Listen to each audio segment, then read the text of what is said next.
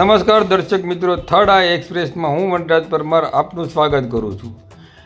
ભાલરની ગ્રામ પંચાયત અવારનવાર ચર્ચામાં રહે છે, ત્યારે ભાલર ગામના ઉપસરપંચને રાજીનામું આપ્યું છે, તેમજ નવા ઉપસરપંચની નિમણૂક કરવા માટે રાજકારણ ગરમાયું છે। ભાલર ગ્રામ પંચાયતના ઉપસરપંચની ચૂંટણી મોકૂફ રાખવામાં આવી હતી।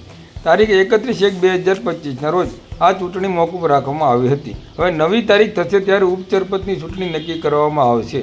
ત્યારબાદ દબાણ માપણીની કામગીરી ગ્રામ પંચાયત દ્વારા કરવામાં આવી રહી છે।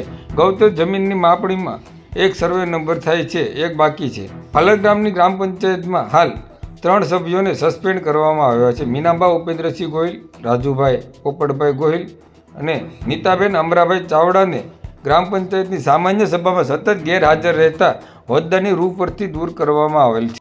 ગ્રામ પંચાયત વોર્ડ નંબર 1ના સભ્ય વર્ષાબા બકુલસિંહ ગોહિલ તથા ગોહિલ વિજયસિંહ મહિપતસિંહ દ્વારા લેખિત રજૂઆત અને તાલુકા વિકાસ અધિકારી, જિલ્લા વિકાસ અધિકારી અને તલાટી કમ મંત્રીને રજૂઆત કરેલ, જે બાબતને લઈને આજે ભાલર ગ્રામ પંચાયતના 3 સભ્યોને સસ્પેન્ડ કરવામાં આવ્યા છે।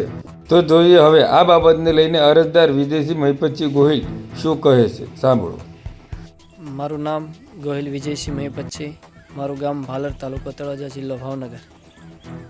અગાઉ મારા ગામના સરપંચ પીજી વિશલની ચોરી કેસમાં કોર્ટના હુકમથી સસ્પેન્ડ થયેલ, તેમજ હવે વર્ષાબા બકુલસિંહ ગોહિલ ગ્રામ પંચાયત વોર્ડ નંબર 1ના સભ્ય દ્વારા લેખિત રજૂઆત કરવામાં આવી, તેમજ ગોહિલ વિજયસિંહ મહિપતસિંહ ભાલર તેમના દ્વારા લેખિત રજૂઆત કરવા આવી, તો ભાલર ગામના 3 સભ્ય, ગ્રામ પંચાયતના 3 સભ્ય મીનાબા ઉપેન્દ્રસિંહ, નીતાબેન અમરાભાઈ ચાવડા, રાજુભાઈ પોપટભાઈ ગોહિલ સસ્પેન્ડ કરવામાં આવેલ છે, હોદ્દાના રૂએથી દૂર કરવામાં આવેલ છે।